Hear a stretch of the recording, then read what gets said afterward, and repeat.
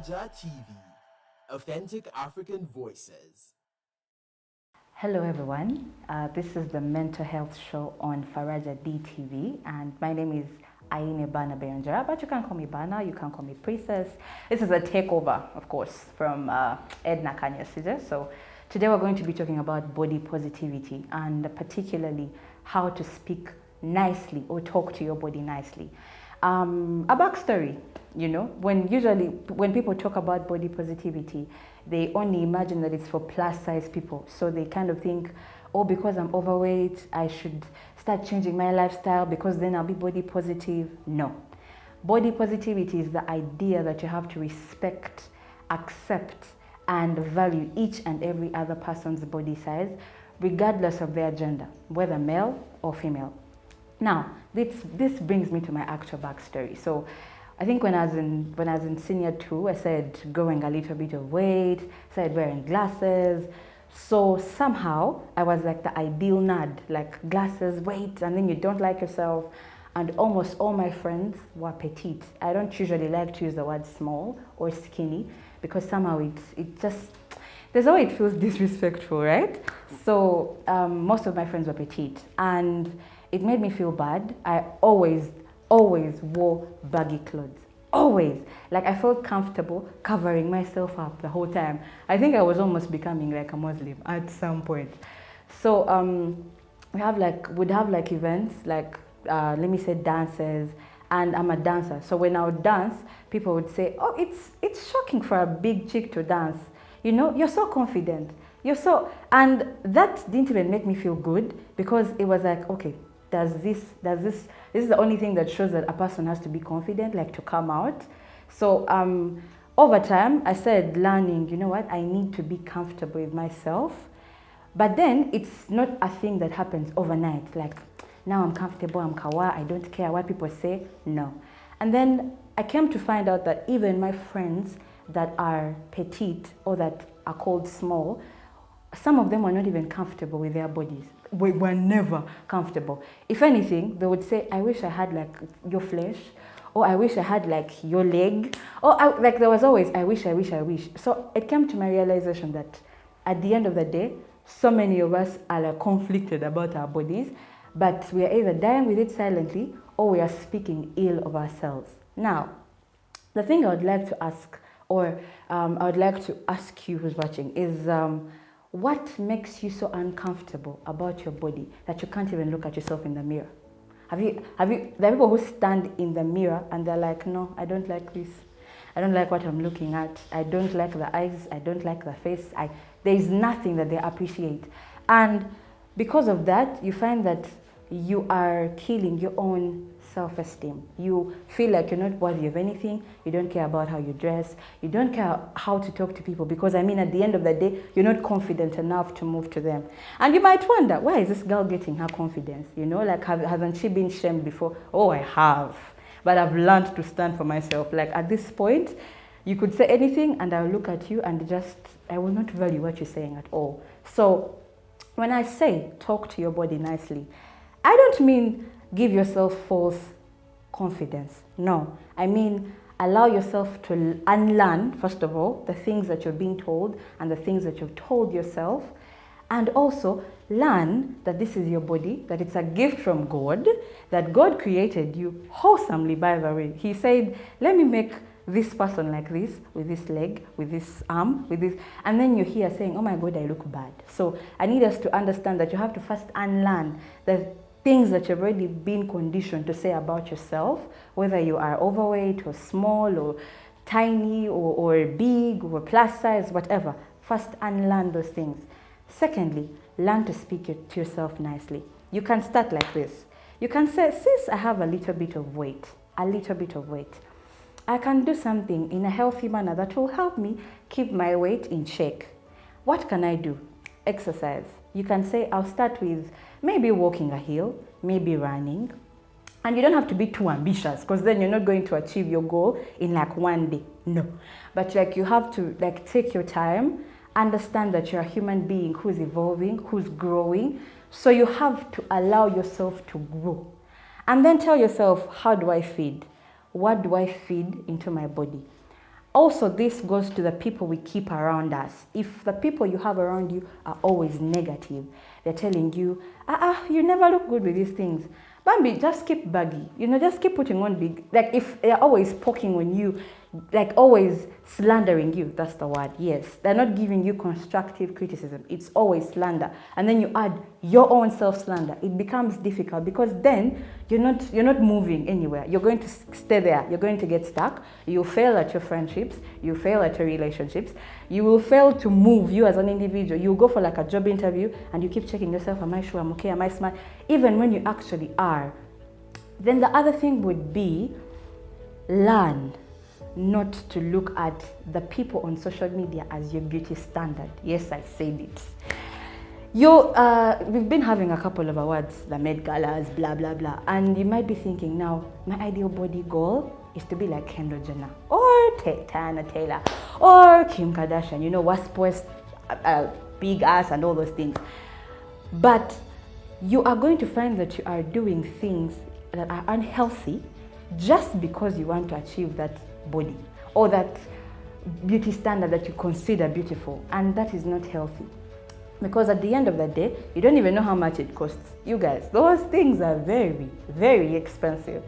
And then it could affect your health. You might have perfect body health and you're okay, and then now somehow you're using drugs or you're using injections that end up disfiguring your body system.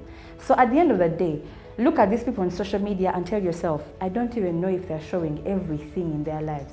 I don't even know if who they are showing right now is the real person. I need to be real to myself. This is my body and I ought to love it. And again, body positivity has to be inclusive in the sense that we don't look at, when we speak of body positivity, we shouldn't look at just the overweight. Look at the small people, the people that are struggling, yet they are really beautiful, but they're like, the whole idea is I'm going to pack myself with food and get obsessed with food. And you see, our bodies don't even work like that. You could eat a lot and you still won't add any weight at all. So I think at the end of the day is understanding that our bodies are different. We have to value them, we have to love them, put into them the way you put into other people. It's like how you give out love to your friends. Your friends call you, I'm going through this, please be there for me. Please be there for your body. Be there for your body. And I'd like to say that so many of us have like self-care routines. We have a skin routine. We go out on dates by ourselves.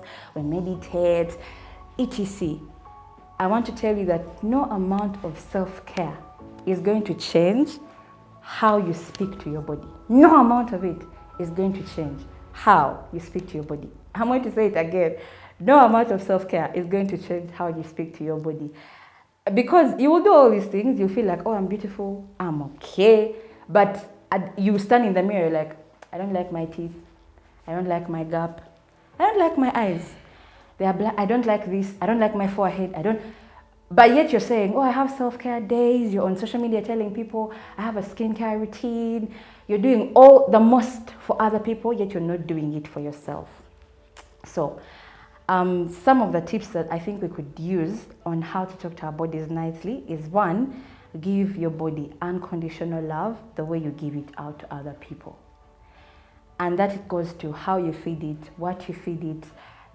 It's very important for you to actually rest. Most of us be saying we are going to sleep like billionaires, and you're sleeping for 2 hours, and the next day your body is showing you that it's tired, but you're like, it's just Biabli Joe. I will recover the sleep on the weekend, and then the weekend comes, then you simbula, then you don't recover the sleep. You're putting your body in a cycle of always being tired. And then you might be tired, and some of us, the way we cope is different. Some people get obsessed by food in that moment, so they eat a lot and then they gain unnecessary, unhealthy weight. Or you find that you're like, no, let me just starve myself, maybe I'll be fine. And then that's another coping mechanism that's not healthy at all. You find that you're getting complications, you could get ulcers. There's so many ways that you're actually mistreating your body. The other way should be that every time you look at your reflection, be proud of it and how much you've grown. We live in a world where everyone has their own beauty standard. Some people believe light skin is the beauty standard, tall is the beauty standard, petite.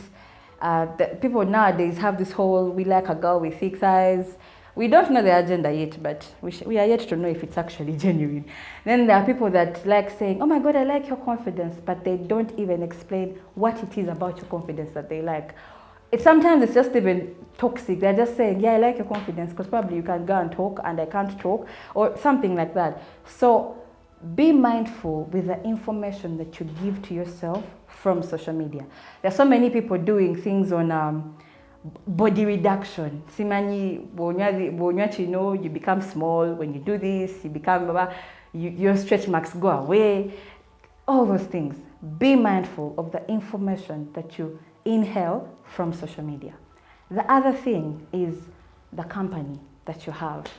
I'm not a very perfect Christian, but I know somewhere in the Bible, somewhere, it says that the company you keep, I think, bad company corrupts good character. Yes, that's the one. So if your company is always telling you the wrong things about you, I want us to understand that there is a difference between somebody slandering you and someone giving you constructive criticism. If, for example, I wore, like today I'm in a black dress, and maybe my friend feels like this black dress did not really do me the justice it was supposed to do, right? And then they walk up to me, they're like, you know what? I feel like if you had maybe changed the color of the dress, I think it would have been better. Or the characters that you have around you, do they add to you? Do they tell you to care about yourself? Do they push you to do exercises, for example? Do they tell you, oh, today I'm going to go for aerobics somewhere. Let's go together. I know you'll like it. I know you will be excited by it. You'll have fun. Okay. That is constructive criticism, not slander of, by the way, your forehead. No. I think what you should do is that you should go for a lip feeder. You get it? Like that is completely changing who you are or who God created you to be. The other thing is, make sure that in whatever routines that you're picking, you pick out healthy routines, like exercise. Don't exercise to become small. Start with exercising to keep healthy and to be fit and to be flexible. And exercise is not only cut out for people who are overweight, I must say, because we have the mentality that exercise is only for people who are trying to shed off weight. Let me tell you something. You could be petite when you are heavier than I am. I don't know if some of you know that. Like, you could be petite, Nayenga, you're very unhealthy and very unfit. Your eating schedule is horrible, but we are convinced that somehow we only need to do exercises because we are overweight and we're trying to cut down weight, you know? So we need to change that. We need to understand that exercises cut across for everyone, whether petite or overweight.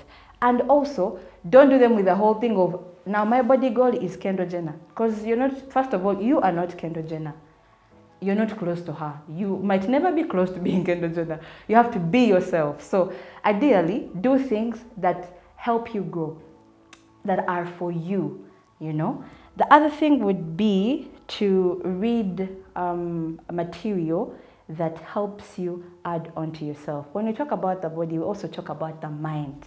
And the mind is a very powerful thing. What you feed the mind is what you're going to put out.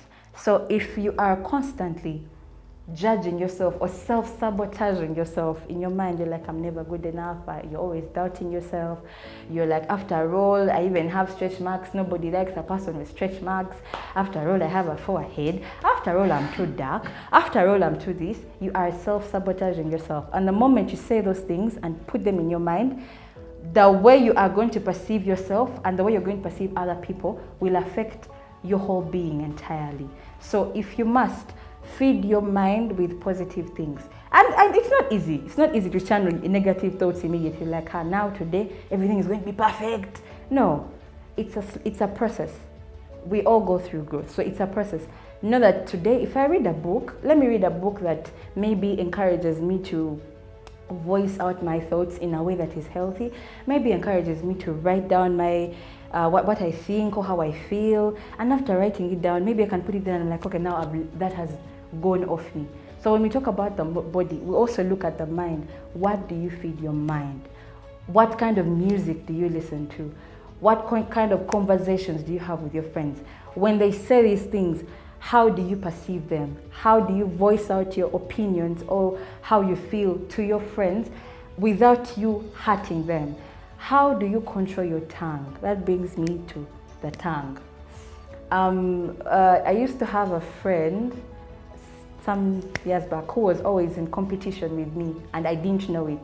Like they would say, I won't work with you because anyway, guys will be looking at you because you have an ass and me, I don't have an ass. And somehow, because I was already taught that the beauty standard is light skin, she was light skin, or she is light skin. So I would say, I also won't work with you because I mean you're light skin, so guys will be looking at you. So it was like, none of us knew that we're very toxic to each other. It was like an altercation of, we are throwing words at each other. Oh, you have an ass, or you're light skin, or you're petite, or you're this. Until we had a conversation with this friend and we're like, do you realize that we are both beautiful? Yes. Do you realize that these men that we're trying to get validation from have different preferences? Do you realize that the man you might like might not even like you because you like, they might be looking for someone else who's dark skinned? So, how you speak to your friends, your tongue, mind what you say. Words either build or destroy. So your tongue has to be the one that at least builds. Don't look to destroy. Affirm yourself each and every day that you're the one, that you deserve it, that you're worthy, that you love how you're growing, that you love how you're learning about yourself, that you love how you're learning to speak to yourself, that you love how you're learning to feed yourself, and that is your body and your mind. And also, most importantly, is do things that, how do I put it? Like have hobbies, okay? Yeah, have hobbies. Dance, go mountain climbing. I've not done that, but I'm yet to do it. Hike, I don't know, go and do kwepena. Like just do things that make you feel like I'm alive, you know? And then, when you look at yourself, this takes me to stretch marks. My dear ladies, most of us are suffering with, we saw a cream that removes stretch marks. I don't want cellulite. My boyfriend said, my husband said, this one said. And then you need to pause and tell yourself, okay, when have I said? And if I have said, what have I said to myself? You know? So stretch marks are okay. I like to call them beautiful tiger stripes, by the way. They are okay on the body. And it's very fine to actually have them. You don't have to go looking for all sorts of creams that might have a problem on your skin, and then you find you're starting to get wrinkled. I don't know, parts of you. I think they are okay. Overall, learn to love your body. And learn the things that you've been taught about it. Learn that this is your body, it goes through changes, it's a process. And learn how to feed it. What you feed it is important, how you feed it is important, and with whom you surround yourself is very important. Make sure to subscribe to our channel, Faraja Television. You can also follow us on Instagram. Like I said, it's a takeover, so Edna will be back next time. But today, that was our chat. And you can also follow me on my social media, Instagram, Twitter, at Ms Berna 98. Thank you.